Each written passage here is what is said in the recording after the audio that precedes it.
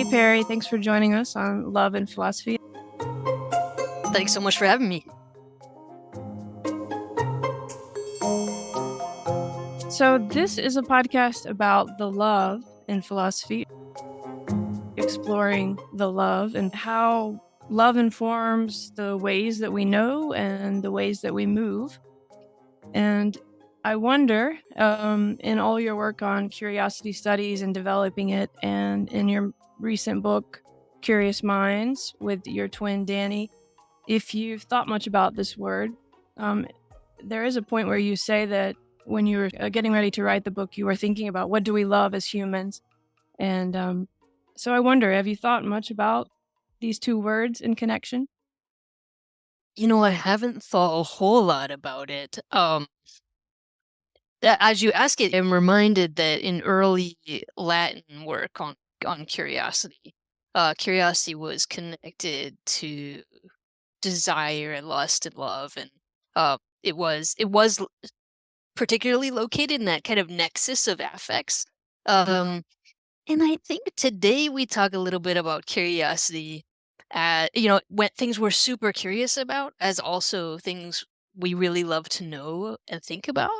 So it seems like there is an implicit connection with them. I haven't really spent a whole lot of time sussing it out, but one of the things I might say is in my earlier book, Curiosity and Power, I said that curiosity really needs companions to be its best self. And I think love might be a companion for curiosity that would help it be its best self. So I think we can get into trouble with our curiosity. I think we can exercise curiosity that is more appropriative or objectifying. But love, like real love, real relational affection and connection, would help guide curiosity again to develop forms of knowledge and inquiry and experimentation that respect the relationship in which it sits. What about the idea of the love of wisdom, or the the love that motivates you to be curious or to pursue a subject? Have you thought much about that? And also, I'm wondering about your own path and what sort of led you to the work that you're doing, because I think it was 7 or 8 years of research that went into the book that you did, and you've written many, many papers, and you're more or less developing a new field of curiosity studies. So I wonder what motivated that, and if there's any relation to this love of wisdom or desire for knowledge. Yeah. I mean, there must be in some way, right? I love that you're pulling on the love of wisdom, right? Which is the translation of the word philosophy itself. And I do think that I did fall in love with philosophy in my first, really in high school, and then in one of my first college classes. And one of the things, I think the primary thing I loved about philosophy was how uh, kind of rascally curious it was, and its willingness to ask questions in areas that can tend to be kind of put off by other fields or other value commitments. And philosophy says, why not? Let's ask about it. Let's really look into it. And that insistent inquiry was in fact one of the things that made me love the love of wisdom or philosophy. Uh, and yeah, so I went into philosophy for those reasons. It opened up my world in all kinds of ways. I think I had grown up in a really restricted intellectual environment where I wasn't encouraged to ask a whole lot of questions about certain things, and I needed more room, and philosophy gave me more room. And then my twin Dani, they were similarly sort of reaching out for new spaces to be and to explore, and they went into physics. And we went, we did our undergraduate degrees, and then we did our graduate degrees, and then um, we are twins, and so this was an important moment in which we distinguished ourselves and our identities and our loves and our passions as distinct. Well, I'm into philosophy and you're into physics, and so that makes us different.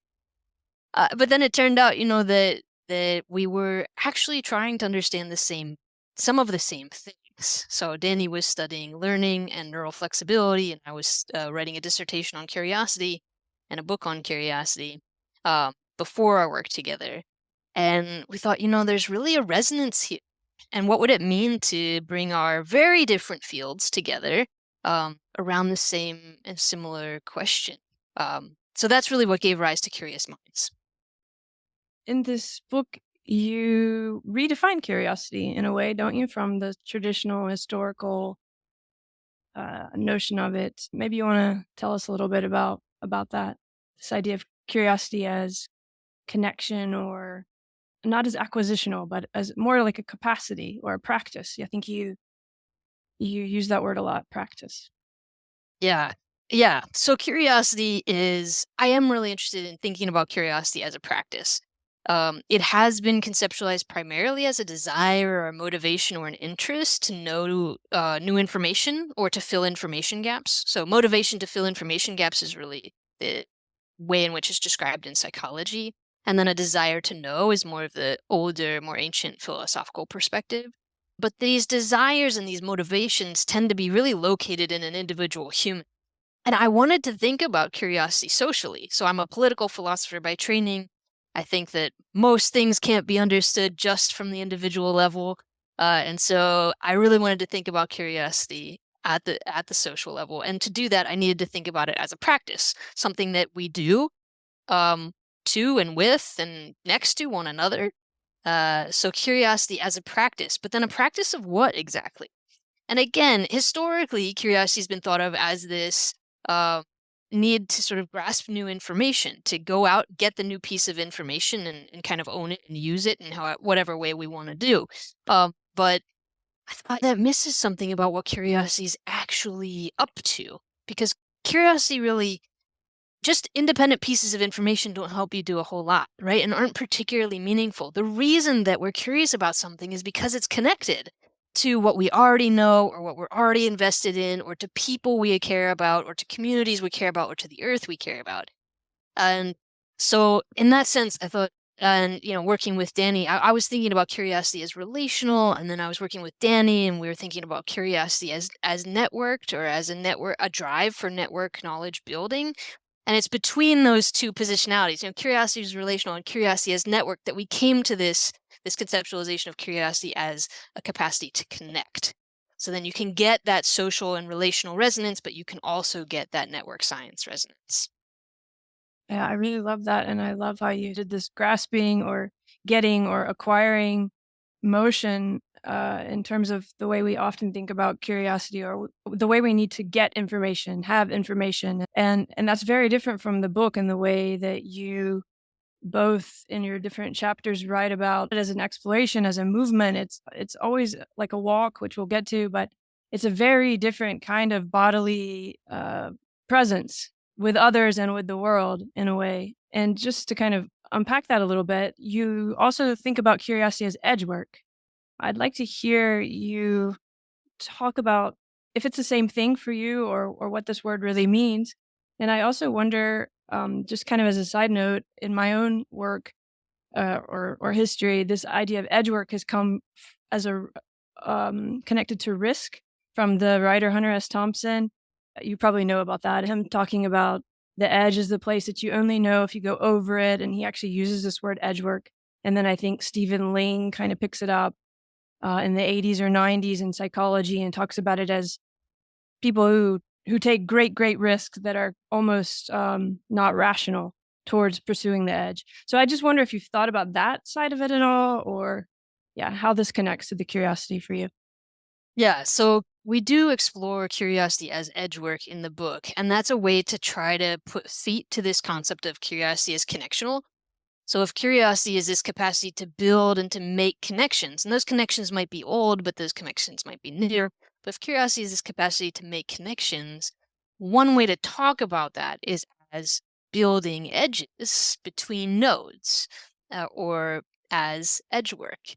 Uh, and so that term really helps bring out some resonances in network science, but it also helps bring out resonances in kind of aesthetic theory and ecology, which is where I ran across the term. Um, in kind of aesthetic or ecological perspectives, edgework is this trying to build and live and create in liminal spaces, or to exist and survive in liminal spaces. And there's all kinds of liminal ecologies and liminal aesthetic kind of spaces. And so that's where this word edgework was sitting for me anyway. Um, and is there a risk involved? Sure. Sure. I think there must be, insofar as the edge an edge would be, at least in network science, right? The edge would be something that's connecting or relating two different pieces. So the edge itself, at least from a network perspective, doesn't have to be the edge of the world or the edge of a thought or the furthest point that one could reach. And yet curiosity does seem to be in its edge work or its edge laying capacity to be trying to reach these places that are on our periphery, right? Because it's part of this attempt to build knowledge out from where it is or in from where it is. Um, and that does create certainly certain risks, especially for the knowledge network as it stands already. So if we're building edges out and in um, the existing knowledge network, the network itself and the shape and the hubs and the emphases of it and the flows of it will necessarily, hopefully, change and have some kind of flexibility. So I like that resonance. I don't know this particular work that you're citing by Thompson and Ling, but I'm excited to go down that rabbit Yeah, hole. it's a different idea of it, but it's the same word, so that's interesting. And for me, it was very strange to see the edge work as the way you used it, and to kind of realize, oh, I'd never thought of that before. Being so interested in complexity science and nodes and edges, and somehow it was definitely a beautiful moment to think of edge work in that way. But I'm still trying to figure out too how it seems so rich, right? Because it depends on what position from which you're moving, what would the edges would be in both of these takes of edge work. And also that position would or would not be taking more risk depending on how you might look at it from another position, if we think of it socially or whatnot. Which makes me think of sort of pioneers or people who really set out to explore places or even force other people to recognize places that they've been or have been living in that haven't been seen before. Do you think curiosity plays a role in that, in this sense of pioneering politically, socially, also in terms of just the science that we're doing? I think it does, and I think it can. I would say that pioneering and discovery and innovation, these things for me, these things are double-edged swords. Um, Even the very word pioneer is kind of right, there's mm, several layers there, and so I think that it's helpful to think about curiosity in relationship to those terms because I think it draws out the um complexity of the word curiosity itself. So curiosity, yeah, it can push us into new intellectual spaces, and those intellectual spaces can be more liberatory in some cases and can provide knowledge that really improves our ability to be decent humans to one another and decent humans to the planet. But that curiosity can also do the opposite, right? It can give us tools to be more extractive of the earth, to let's say building more hierarchies and kind of inequities between humans. So I think curiosity does push us in these ways toward pioneering discoveries and innovations. But again, it needs companions to do its best work. It needs to be kind of in community with other things like love, where I talk about ambiguity and opacity and kind of ways in which we don't always have to know everything or use the knowledge in all the ways that we can. Sometimes we need to respect the things that we're trying to come to know and let them exist in the way that they already exist rather than changing and using. I love that. I love the idea of the companion instead of it's too simple to just say curiosity is good always or bad always. Um, yeah, so that really offers something to help us understand where the values matter and when curiosity can be harmful or helpful. I do want to ask you about complexity and when this idea of complexity science came into your world, or I guess with Dani and their work, it's definitely more. I mean, it's very much a part of that neuroscience, and I wonder if it was already part of your work before they brought it into your world writing this book, or yeah, what when did you first sort of encounter complexity science in the way that you're using it with edges and nodes and so on? Yeah, so there's some network theory that really predates network science and was more commonly developed in sociology and in some social philosophies in the 70s and 80s and 90s. And so I was already familiar with some of that work. Um, And then, of course, working closely with Dani, I became more aware of network science and the way in which complexity is used specifically in context. What's really helpful for this book, for Curious Minds, was to think about the brain and the ways in which, if you look at really early like phrenology illustrations, people were locating curiosity or wonder or attention in one specific area of the brain and saying that's the thing that's the place that lights up.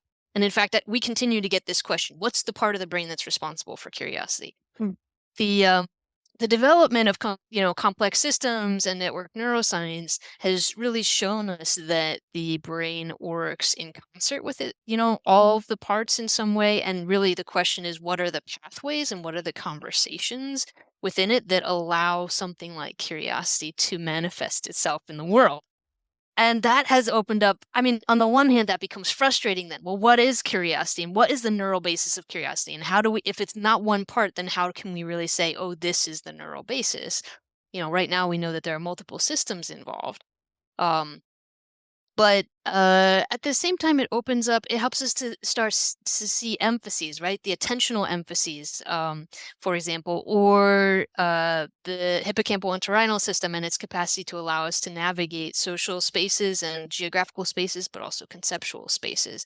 So we can start to pull out, as we attend and attune to those various systems in the brain that are activated in curiosity, we can start to see elements of curiosity we may not have attended to. They might have all been lumped together in a not very precise definition of curiosity, but we can start pulling those pieces apart and analyzing them separately.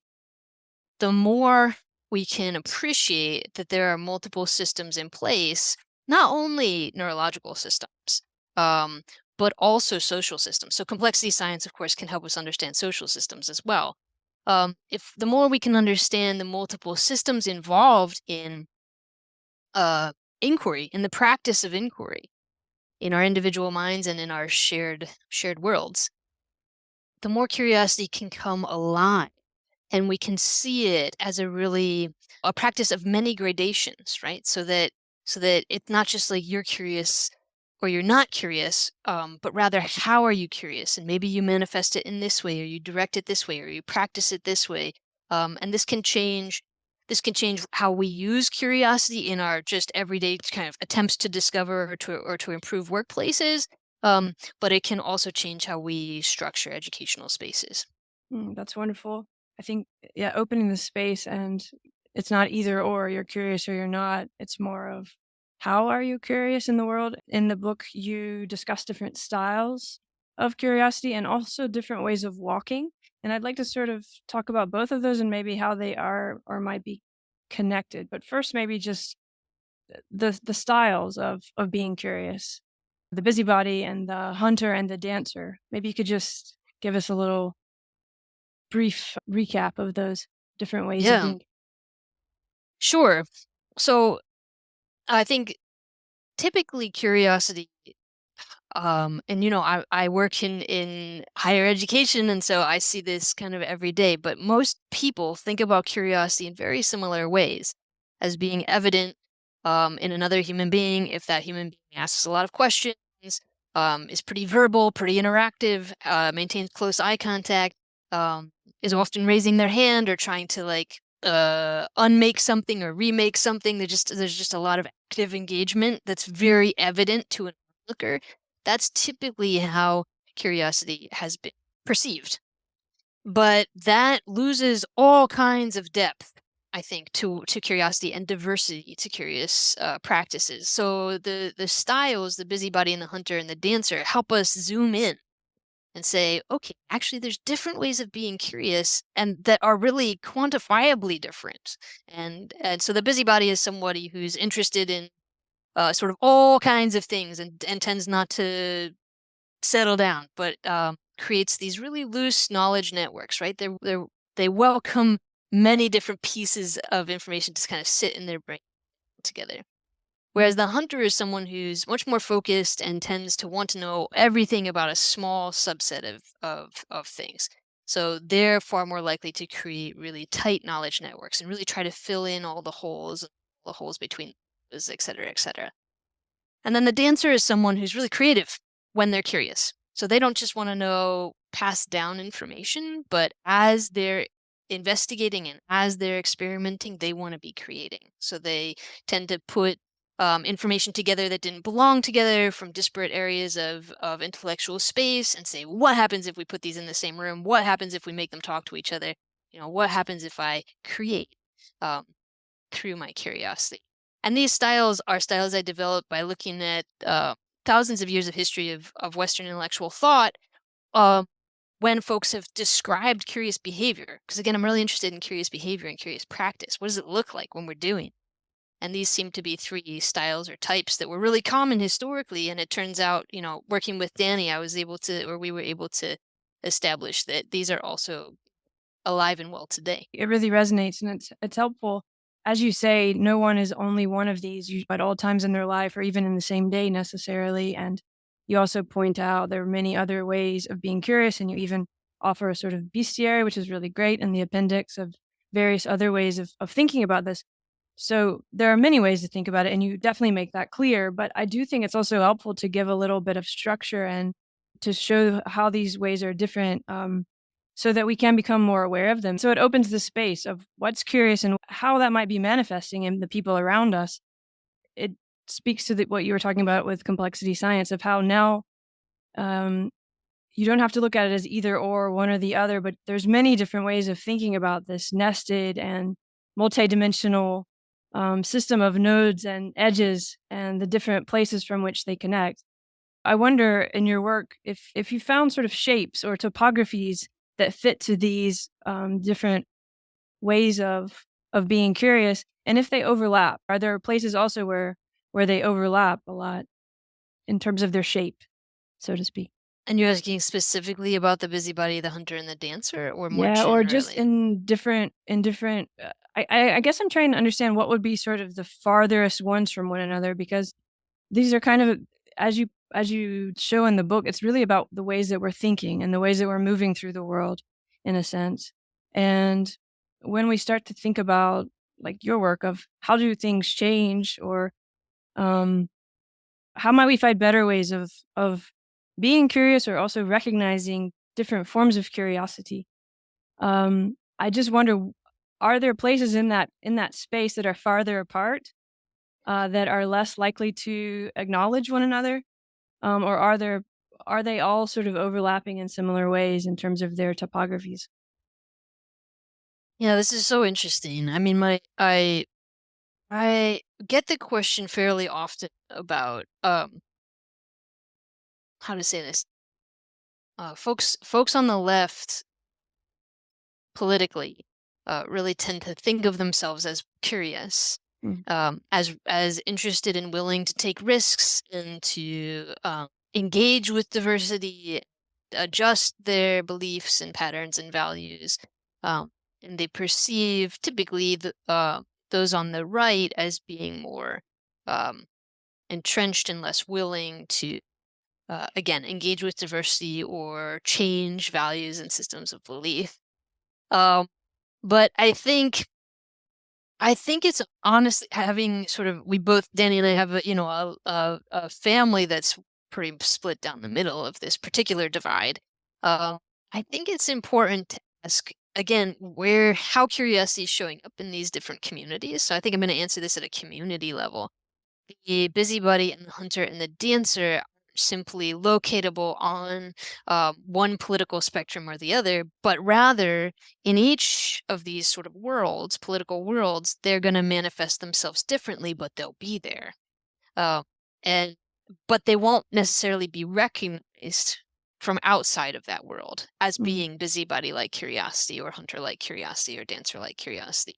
Uh, that seems important. And maybe another way I would tackle this is to talk about, I do some work on social movements and specifically social justice movements. And I think the perception of people who don't want that particular uh, group to flourish or to win, whatever is being won, um, tend to see social movement activists, social justice activists as simply hammering down the like, we know what's right and we're not changing our minds and we want to fix it and we're going to fix it this way. To see that the social justice activist as a domineering knowledge holder. Whereas I think if we analyze from within the movement itself, we tend to see a lot of curious behavior. So, like, what really is the problem we're trying to figure out, and who should be leading this movement? How is it that we're going to fix the thing that we want to fix? So, the perceptions, again, of who is curious and how are really different based on social position or which kind of hubs you're sitting in within the network, the Mm-hmm. social network of ideas. That's important. And I think it's important to broadly stretch out and and to resist the temptation to think that knowledge is some kind of universal system that we're all just adding pieces to, and that we all are building the same structure. No, knowledge is this complex system with lots of different hubs and nodes and levels, etc., and registers, and some of those don't talk to each other, right? They're Mm-hmm. so stretched out and far apart. And others of them are really resonating or fighting in some way, but there are links and threads that you can trace between them. And I think it would be maybe curiosity as edge work that would help us kind of break down the current polarizations in the network of knowledge structures and allow us to hear and work with one another better. Excellent. Yes. Thank you for you sort of switched the camera angle there because I think I was thinking of curiosity itself as the patterns and the habits, but actually, yeah, it's much wider, right? It's almost developmental how we come at knowledge and build patterns and what we think of as knowledge, and it is in many different dimensions. And yeah, so there we may all be curious in similar ways, and that might even make us think that we have had similar experiences or share similar experiences now or yeah, and actually that's not the case really. It's so there's something else where we have to really step back even further and see the larger landscape in a different way. And maybe that gets us to this idea of walking that you talk about. There's different kinds of walks. I wonder if that relates to if you've thought about that in terms of um, development and how what one encounters in one's life leads one to walk in a certain way, for example, at certain times, to walk these kind of landscapes, be they mental or physical experiences. Yeah. Yes. I'm obsessed with walking. So Okay, if yeah, if I yeah, me could too. write if I could write another book on walking, I would. Uh, so I do think about this a lot about the how we develop our walks. When I'm actually talking about physical walks. So I do think Hmm. that each of us develops how it is that we physically walk in a world, Hmm. not just where we walk and when we walk and how long we walk, et cetera, but also just the how the walk sits in our body. Hmm. Uh, The we poise, the develop, gait. I think you yeah, talk about that. Mhm. yeah, exactly, and that's important for all kinds of reasons because I think there are ways of signaling belonging through our walks or signaling otherness or foreignness or difference in our walks that can like create community and or create rifts or acts of violence, right? So I do work in LGBT studies, and this is one of the uh, one topic that comes up fairly regularly there.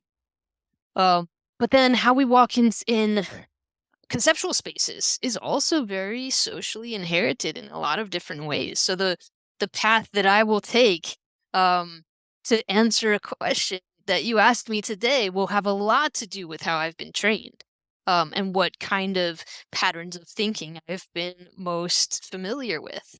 And that so yeah, we're walking all the time when we're talking Mhm. to each other as much as when we're striding, across a field. Um, Mhm. Yeah, I love and that that you that means, connected to yeah, that. Mhm. just yeah, that I think as you know, I think and are aware and care about, this has to have multiple disciplines involved in kind of thinking it through. Yeah, absolutely. I always think of walking literally as cognitive and in this way of how we learn how to do it and also how we hold ourselves and how we assume that others think it is or is not proper and so on and so on. There's so much there, but I guess what I'm trying to get at is so we're talking about physical space, physical walking, and how this is also a way to understand how we walk through languages and ideas and our kind of collection of knowledge, what we think we know. And we're also talking about how those can be very, very different from those around us. So I guess I'm wondering in your work how you've noticed that people recognize that there are other ways of walking and other ways of thinking, and if you've noticed any patterns or habits that are helpful for just becoming more aware that there are many different ways to walk in the spaces that we share. This makes me think of the word method, which refers to being on the path of something.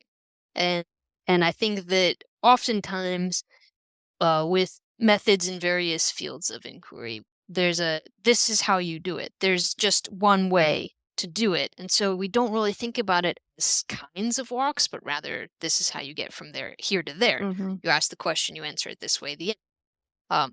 So it doesn't even feel like a walk. But in fact it is. A method is a Mm-hmm. and it's important consistently, I think, for us to return to the fact that methods are always under um, up for debate, right? And under critique. And there's constant push and tug to try to say, well, the method or the path should move. We should be asking questions in this way, or we should be asking questions in that way, or pursuing our knowledge this way or that way. How we ask our questions and where we gather our information and how we organize that information and then how we share and disperse it. There's many ways, and each way has something not on disciplinarily at stake, but also certainly socially at stake. And so I think one of the things I think about from your question is not just a kind of everyday way in which people may not appreciate how many different walks there are in our everyday lives, but also academically, I think that disciplines continue to be really put out by the multiplicity of walks there actually are. And there's a constant trying to come on, let's rein these in and let's do it the right way. And let's do it in a way that's traditionally sort of more traditionally expected or more recently established, whatever the thing is. And I think it limits how we get to ask our questions and then what we get to see when we're taking those walks. Mm-hmm. Exactly. And you bring up a lot of great examples of people who wanted to take walks that were interdisciplinary in this way, or just seemed like kind of crazy by asking certain questions of the research that they wanted to do, or whatever that other people thought that you can't possibly do that, or you have to rein yourself in and choose one subject, or there's many examples you give in the book. But those ways do, if one persists, I mean, this pioneer idea or persistence, those ways of walking can become their own paths and sets for other people to follow and to come on.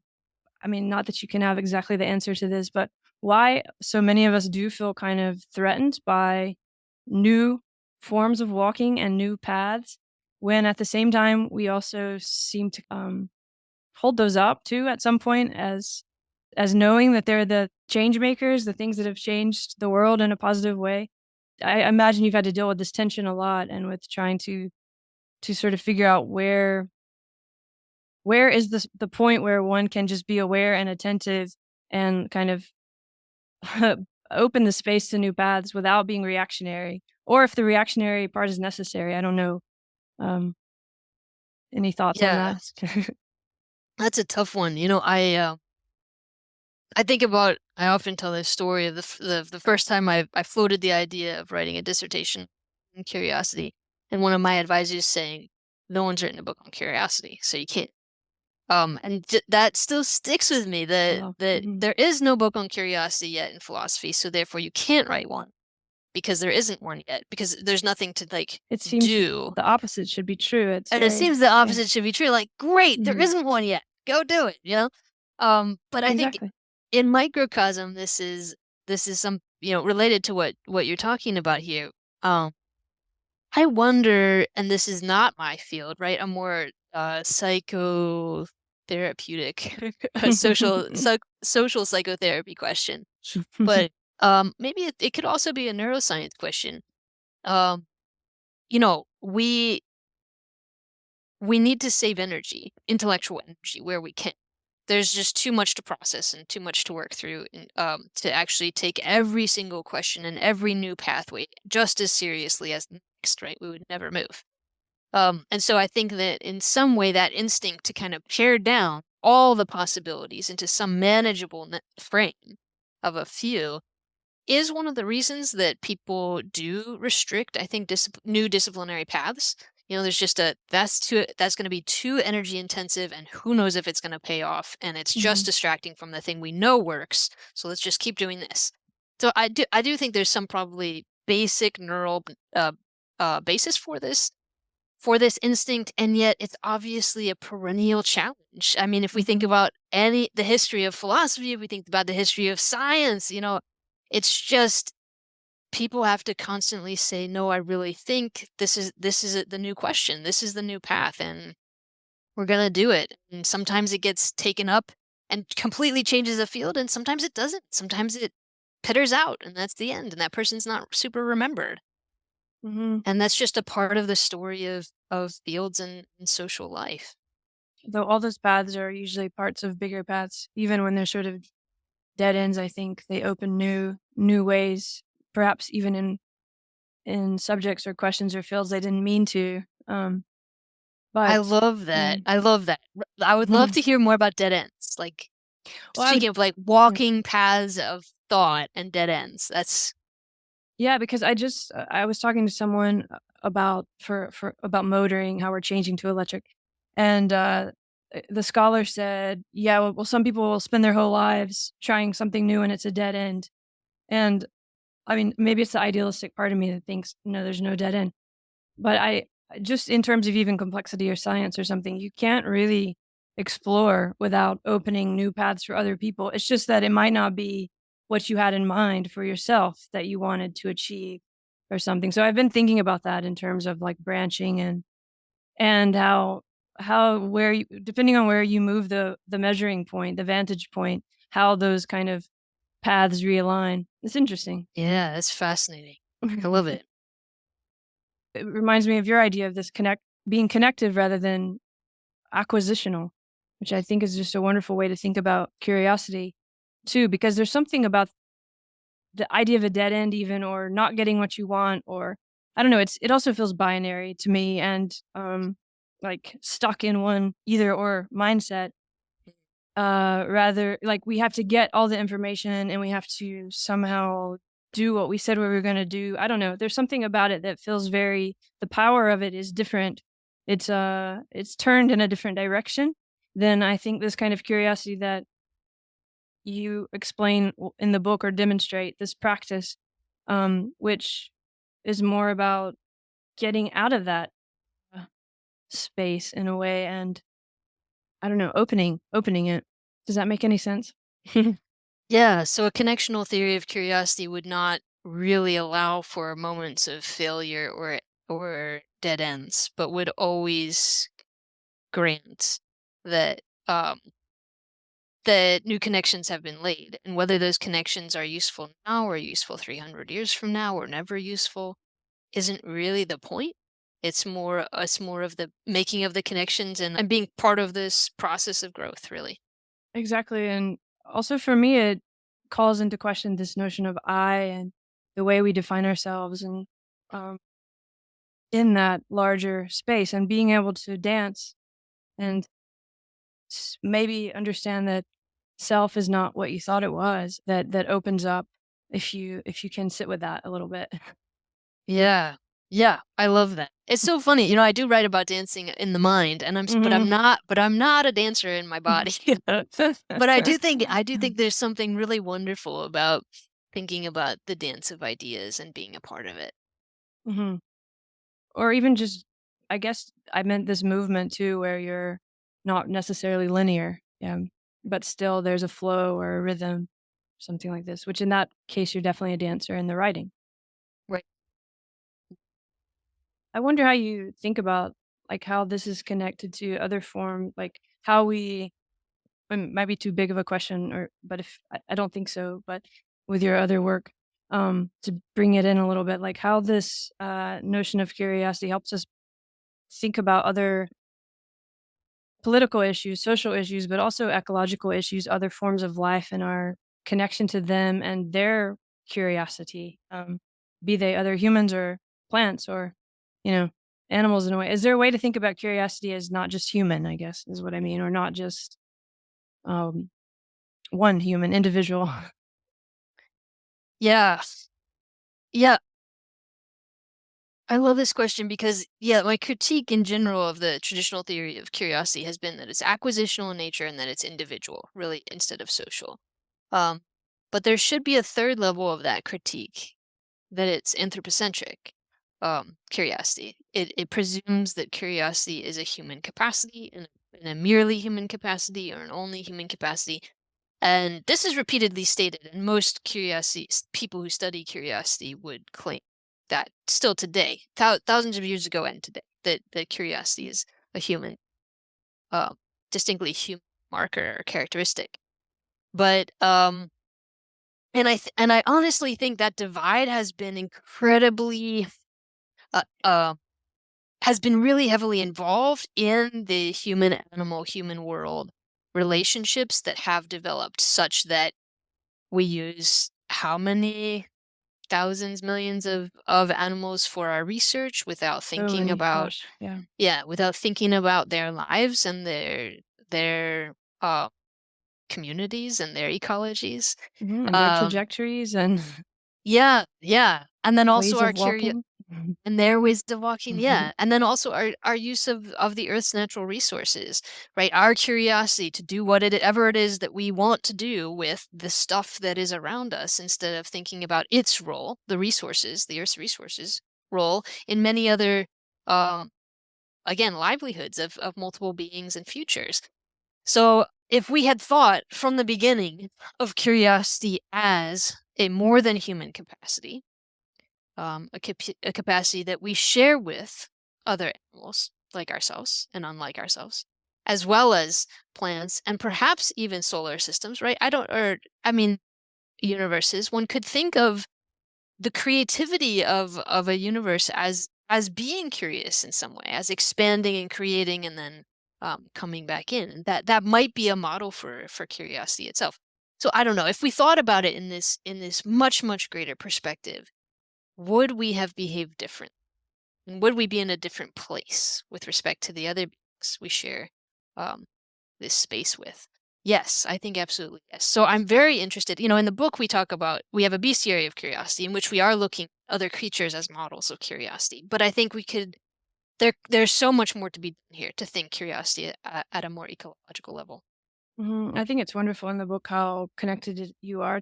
The work is to other forms of life. It's very, very connected to plants and animals and so on. It's a part of, every chapter in some way. And it almost made me think in a way that we could be the curiosity of those creatures if you think of it in terms of evolution and, all these many, many different forms of life trying many different paths and so on. Our curiosity about the plant and the animal is in a way its own curiosity.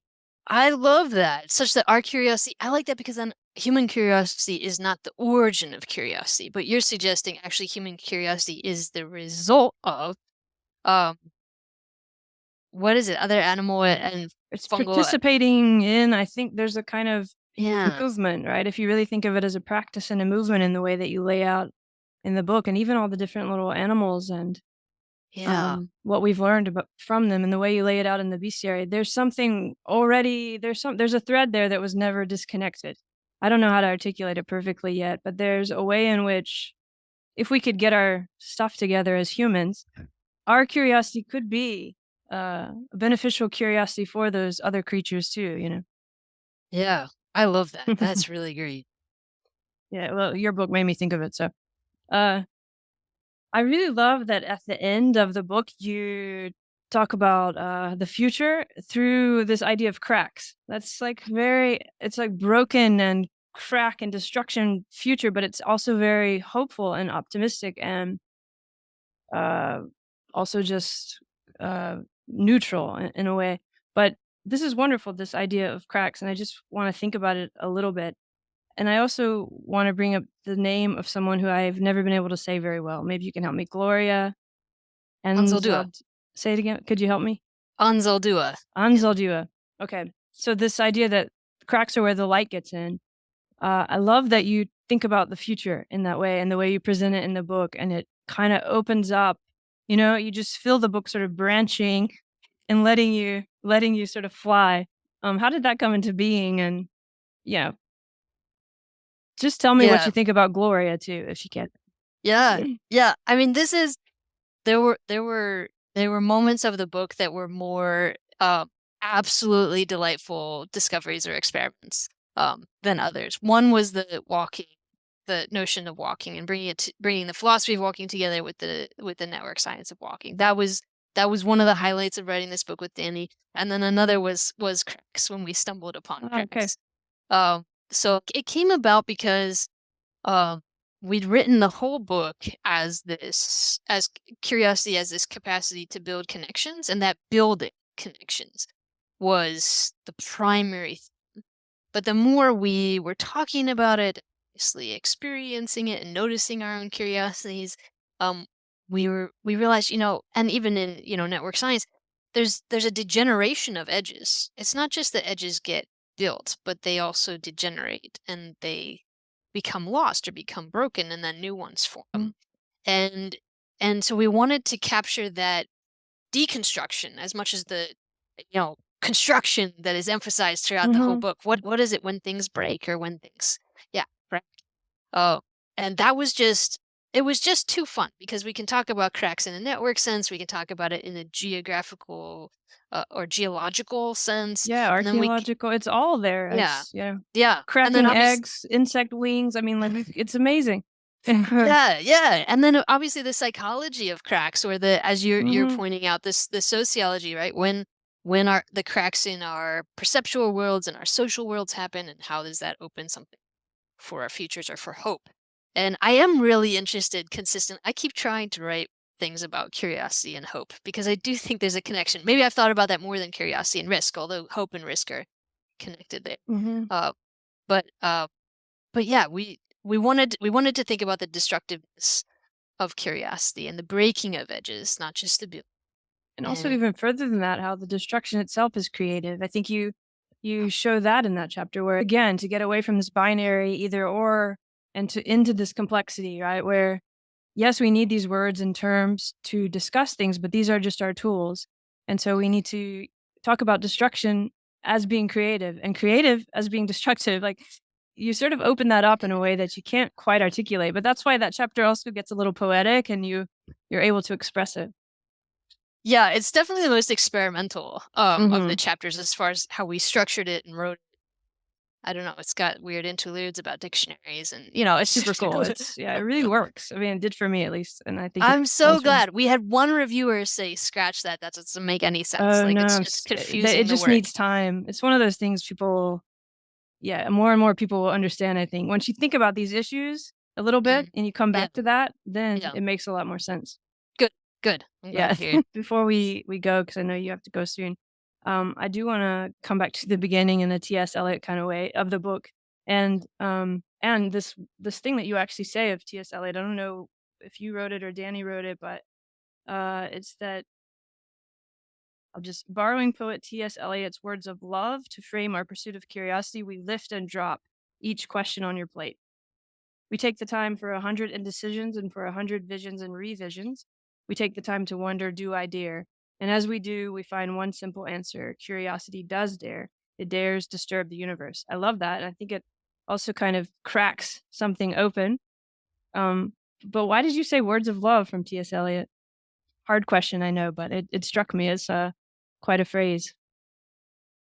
Yeah, I think we wanted to acknowledge that the poem itself is about a love relationship, and that we're, in a sense, we're taking it out of context. But now that I'm speaking with you on this podcast, maybe it's not. Maybe love love and curiosity are not two different contexts. Maybe if we open But to this ecological view, it's a little different. yeah, maybe. Yeah. So that's what I guess we were trying to flag, that we were borrowing from a different space, from a different nest. This piece of daring to disturb the universe, but again from a different vantage point. Perhaps it's actually the same Because space. it did make me think about this cracking open that if we come back to the individual level and think about love or experiences, a lot of us do know what that feeling is like, right? And I think maybe that's also an entryway into understanding some of these themes of curiosity, that sort of cracking open too, where you have to kind of look at different paths and different ways forward. And it's a disturbance that can be creative, even though it's, of course, also destructive.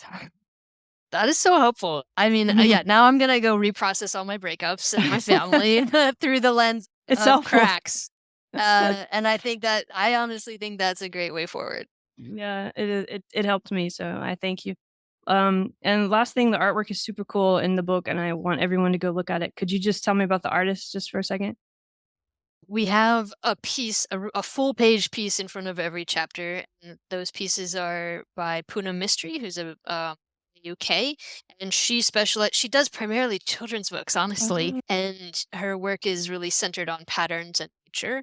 And because of the role of patterns and nature in the book, we thought this person would be perfect, and thank God she said yes. We Wow. ended up sending her something like a 300-page dossier where we just collected Google images of all the things we were thinking about That would be throughout the awesome. book, and we said, Mm. this page this page this page this, so she could just kind of flip through it and see the images that were in our mind when we were Mhm. writing, and she used that as inspiration to develop the pieces from the chapters, which we absolutely adore. And just since you said they're mostly for children, and then your dedication is to all the children who question whether it needs to be this way. This is really great too, and I wonder if like where that came from, or if that was just I don't know. Maybe where did that dedication come from? Last question. Yeah. We we I don't know. We felt that we were these children who uh, asked if it had to be this way. There were a lot of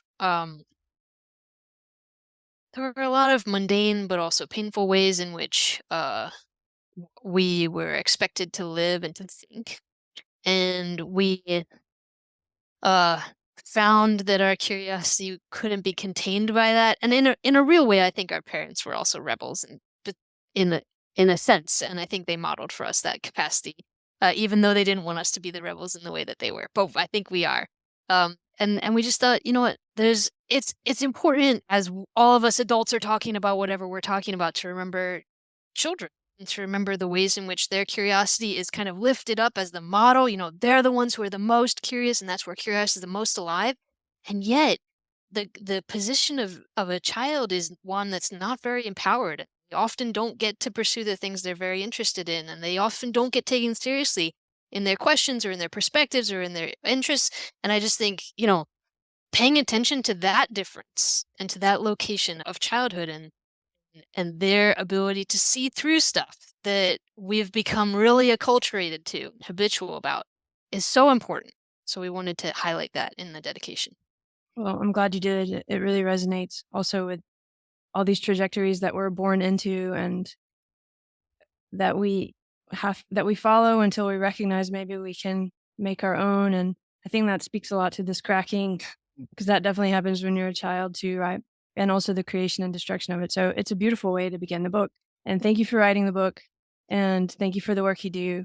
And I wish you all the best with it. Yeah, thank you for reading it. Thanks for chatting with me. This has been absolutely delightful. It has been. So thank you so much, Barry. Have a great day there.